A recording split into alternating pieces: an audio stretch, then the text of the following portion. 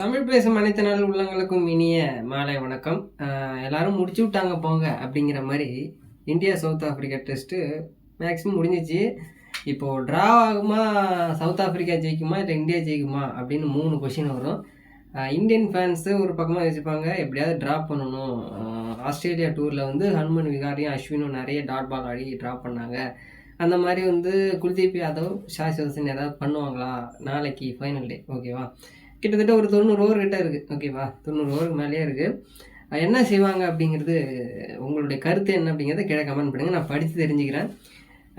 Test சீரீஸில் home கிரவுண்டில் விராட் கோலி கேப்டன்சியில் செம்மையாக பர்ஃபார்மன்ஸ் பண்ணாங்க. ஹோம் கிரவுண்டில் அவ்வளோ சீக்கிரம் தோற்றதே கிடையாது. ஓகேவா, ஐ திங்க் 2016 சம்திங், அதுலேருந்து 2021 சம்திங் அவருடைய பீரியடில் நம்பர் 1 டெஸ்ட் ரேங்கிங்கில் கொண்டு வந்தார் விராட் கோலி. சும்மா சொல்லக்கூடாது.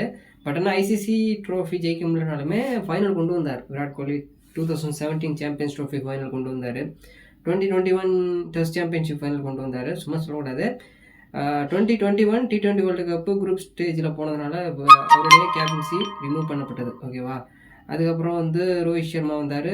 அப்புறம் கொஞ்சம் கொஞ்சமாக வந்து வேர்ல்டு கப் அடித்தோம். Okay, T20 world cup champions trophy அடித்தோம். ஓகேவா, இப்போது ஹோம் கிரவுண்டில் சுப்மன் கில் அவர் வந்து வெளில போயிட்டார். ஓகே, கழுத்து வலி அப்படின்னு சொல்லிட்டு இந்த டெஸ்ட் சீரீஸ்லேருந்து வெளில போயிட்டார். ரிஷப் பண்ணிட்டு யங்ஸ்டர்ஸை நோக்கி ஜெய்ஸ்வால், KL ராகுல், சாய் சுதர்சன், நிதிஷ்குமார் ரெட்டி, ஜூரல், ரிஷப் பண்ணிட்டு இவங்களை நோக்கி போகிறாங்க. நோக்கி போகும்போது லாஸ்ட்டில் ஓகேவா, இப்போ 2023 வேர்ல்டு டெஸ்ட் சாம்பியன்ஷிப் ஃபைனலில் சவுத் ஆஃப்ரிக்கா அடித்தாங்க. அதில் சவுத் ஆஃப்ரிக்காவும் சரி ஆஸ்திரேலியாவும் சரி 2 டீமுக்குமே வந்து அவ்வளோ டாப் 2க்கு பொசிஷன்ஸுக்கு வாய்ப்பே இல்லாமல் இருந்தது. இந்தியாவுக்கு 100% இருந்தது. நியூசிலாந்து டெஸ்ட் சீரீஸில் 3, ஆஸ்திரேலியாவோட 5 இருந்தது. அதில் மினிமம் ஒரு 2-3 ஜெயிச்சிருந்தாலே அவங்க வந்து ஃபைனல் போயிருக்கலாம். ஓகேவா, பட் ஆனால் வந்து ஒரு சொதப்புனாங்க.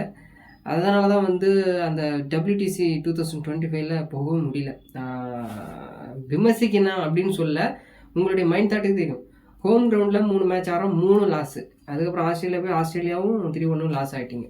ஓகேவா, ரொம்ப ஈஸியான ஒரு WTC ஃபைனலுக்கு போகிற வாய்ப்பை தானாகவே கற்றுக்கிட்டது இந்தியன் டீம் தான். ஓகேவா, என்ன ப்ரோ இவ்வளோ கப் அடிச்சிருக்காங்க, இவ்வளோ ஃபைனல்லே வந்திருக்காங்க, இது WTC ஒரு டைம் தான் அப்படின்னா, நீங்கள் வந்து ஒரு 10 மேட்ச்சுக்கு 10 ஜெயிக்கணும் அப்படின்னா ஓகே, இந்த வாட்டி முடியாதுன்னு சொல்லலாம். நீங்கள் 10 மேட்ச்சுக்கு வெறும் 2 ஜெயிக்கணும் அப்படின்னா அதிலே ஜெயிக்காமல் நீங்கள் தோற்று போகிறீங்க. ஓகேவா, இதான் ரியாலிட்டி.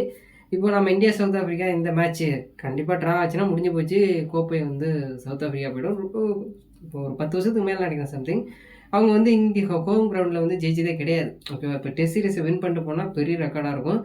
நாளைக்கு பொறுத்த அளவுக்கு மினிமம் ஒரு Day 2ல் லஞ்ச் டைம் வரைக்கும் ஒரு 2 விக்கெட் வரைக்கும் இல்லாமல் இருக்கும். அப்படி விழுந்தது அப்படின்னா பிச்சு ஆல்ரெடி ஸ்லோ டவுன் ஆகிருக்கும். 4 நாள் முடிஞ்சிச்சு. கண்டிப்பாக ஸ்பின்னர்ஸ் மேக் இந்த ரோலில் வந்துடுவாங்க. அப்போது 2 விக்கெட்டு மினிமம் விழுற வரைக்குமே பார்த்துக்கணும். ஓகே, ஒரு 60-70 ஓவர் ஆடினா தான் பின்னாடி வரவங்க ஏதாவது தட்டு மாதிரி ஏதோ கொஞ்சம் ஆட முடியும். ரிஷப் பண்ணிட்டு நான் சுற்றினா முடிஞ்சு போச்சுக்காத 2-0 போயிடும். அதனால் நாளைக்கு என்ன ஆகும் அப்படின்னா, என்னுடைய மைண்ட் தாட்டுக்கு சவுத் ஆஃப்ரிக்கா வின் பண்ணுவாங்க.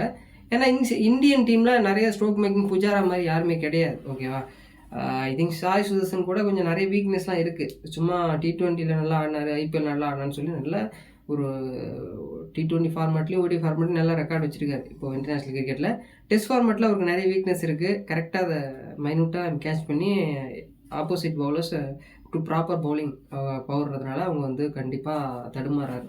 ஓகேவா, அதனால் நாளைக்கு மேட்ச்சு என்ன நடக்கும் அப்படின்னா, எனக்கு தெரிஞ்சு இந்தியா லாஸ் ஆவாங்க.